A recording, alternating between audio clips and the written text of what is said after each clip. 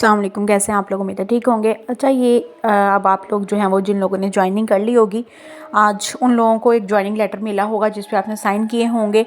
और जिन लोगों ने नहीं की है, जिनका अभी सिर्फ सिलेक्शन आ रहा है, उन लोगों ने कल जाके अपनी ज्वाइनिंग देनी है लाजमी। ठीक है, कॉलेजेस में जाके अपनी ज्वाइनिंग दें, अपनी ज्वाइनिंग लेटर पे साइन करें। और ये मैं आपके साथ जो शेयर कर रही हूँ ये ज्वाइनिंग लेटर है। इस तरह का ज्वाइनिंग लेटर आपके कॉलेज वाले आपको देंगे। ठीक है, और उसके बाद आप जो है वो अपने डॉक्यूमेंट्स वगैरह लेके जाइएगा जो उन्होंने बताया होगा आपको। ठीक हो गया जी। तो ये लेके जाएंगे, उसके बाद ये जब आप कॉलेज जाएंगे अपने डॉक्यूमेंट्स वगैरह लेके, तो ये कॉलेज वाले आपको देंगे, ये ज्वाइनिंग लेटर होगा। ठीक है, वो आपको एप्लीकेशन वगैरह भी लिखवा सकते हैं वो आपसे। ठीक हो गया। तो आपने क्या करना है, एप्लीकेशन वगैरह लिख के वो आपको गाइड कर देंगे। हर कॉलेज का अपना अपना हिसाब है, आपको प्रॉपर गाइड कर देंगे क्या करना है। तो उसके बाद आपको ये एक लेटर मिलेगा, ठीक है, जिसके ऊपर आपका नाम लिखा होगा। ठीक है, कॉलेज का नाम लिखा होगा, आपका सब्जेक्ट लिखा होगा जिसमें आपने अप्लाई किया हुआ होगा CTI। ठीक है, और मज़ीद इन्फॉर्मेशन होगी आपकी, और साथ में कुछ पॉइंट्स होंगे। ये पॉइंट्स जो है ना वो आपने अपने पढ़ लेने हैं एहतियात से।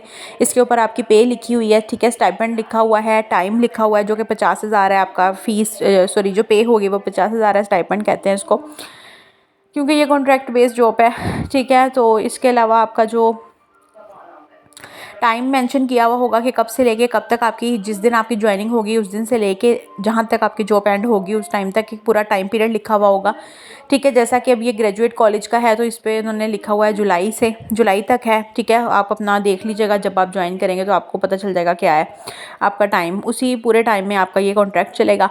लीव आप 2 ले सकते हैं पूरे महीने में, सिर्फ 2 छुट्टियाँ आप कर सकते हैं पूरे महीने की। ठीक है, इस तरह की चीज़ें बताई हुई हैं। और ये एक इंटर्नशिप टाइप जॉब है, इसमें आपका कोई ट्रांसफ़र वगैरह नहीं होगा।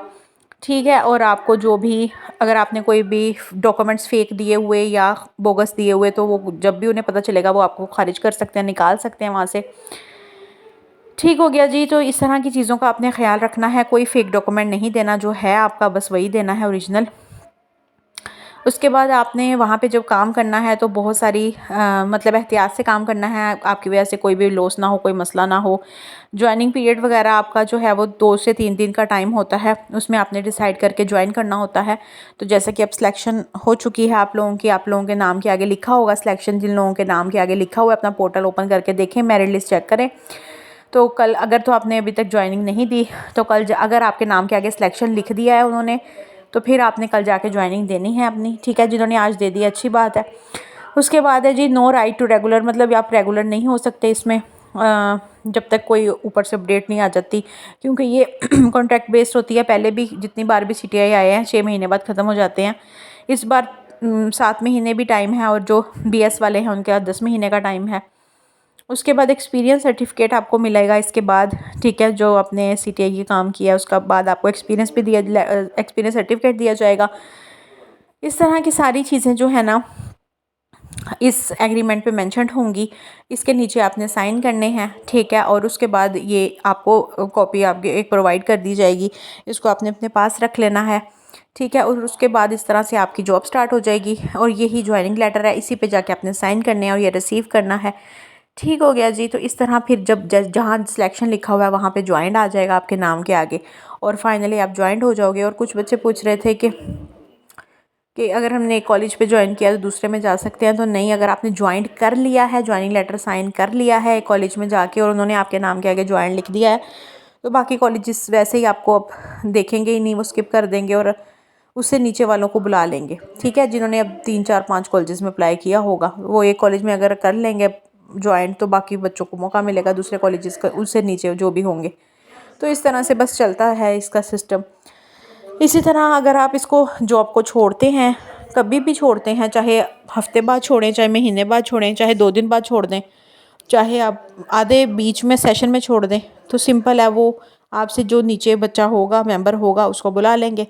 तो इस तरह से होता है ये सारा। और अगर कोई बंदा ज्वाइन कर लेता है अभी, और वो चाहता है कि अब मैंने नहीं करना, या कोई ऐसी मजबूरी बन जाती है उसकी, तो फिर उससे रिफ्यूज़ल लेटर साइन कर रिफ्यूज़ल एक एप्लीकेशन सी लिखवाई जाती है रिफ्यूज़ल की, वो आपने लिख के उनको देनी होती है, नीचे साइन करके देने होते हैं। फिर वो आपकी ज्वाइनिंग कैंसिल करके अगले बंदे को ज्वाइन करवा लेते हैं।